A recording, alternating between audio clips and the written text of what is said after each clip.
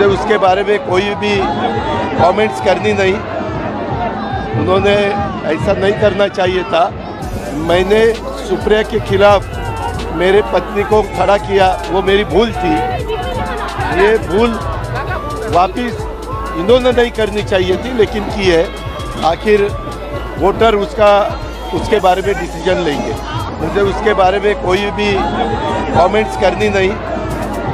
उन्होंने ऐसा नहीं करना चाहिए था। मैंने सुप्रिया के खिलाफ मेरे पत्नी को खड़ा किया, वो मेरी भूल थी। ये भूल वापिस इन्होंने नहीं करनी चाहिए थी, लेकिन की है। आखिर वोटर उसके बारे में डिसीजन लेंगे। हर एक को खड़ा रहने का अधिकार रहता है। हम जब भी मेरे खिलाफ जो भी कैंडिडेट आया, वो कैंडिडेट स्ट्रांग है ऐसा समझ कर ही मेरे कार्यकर्ताओं ने, मैंने खुद, मेरे परिवार ने, सबने उसका प्रचार किया है। इस दफ़ा भी बारामती कर बहुत अच्छे वोटों से मुझे जिताएंगे, ऐसा मुझे भरोसा है।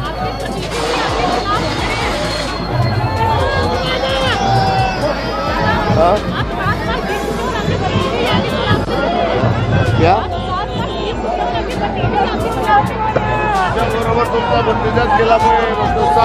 ठीक है, उनका अधिकार है। मुझे उसके बारे में कोई भी कमेंट्स करनी नहीं। उन्होंने ऐसा नहीं करना चाहिए था। मैंने सुप्रिया के खिलाफ मेरे पत्नी को खड़ा किया, वो मेरी भूल थी। ये भूल वापिस इन्होंने नहीं करनी चाहिए थी, लेकिन की है। आखिर वोटर उसके बारे में डिसीजन लेंगे। मुझे उसके बारे में कोई भी कमेंट्स करनी नहीं। उन्होंने ऐसा नहीं करना चाहिए था। मैंने सुप्रिया के खिलाफ मेरे पत्नी को खड़ा किया, वो मेरी भूल थी। ये भूल वापिस इन्होंने नहीं करनी चाहिए थी, लेकिन की है। आखिर वोटर उसके विधानसभेची निवडणूक जाहीर झाल्यानंतर घडामोडींना वेग आला आहे। विधानसभेसाठी 20 नोव्हेंबर रोजी मतदान पार पडणार आहे।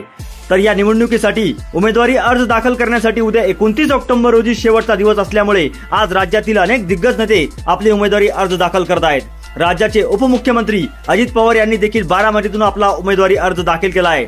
यावेळी अजित पवार यांनी बारामतीत मोठं शक्ती प्रदर्शन केलंय। दुसरीकडे अजित पवार यांचे पुतणे युगेंद्र पवार यांनी देखील आपला उमेदवारी अर्ज दाखल केला आहे। युगेंद्र पवार यांचा उमेदवारी अर्ज दाखल करण्यासाठी स्वतः शरद पवार उपस्थित होते।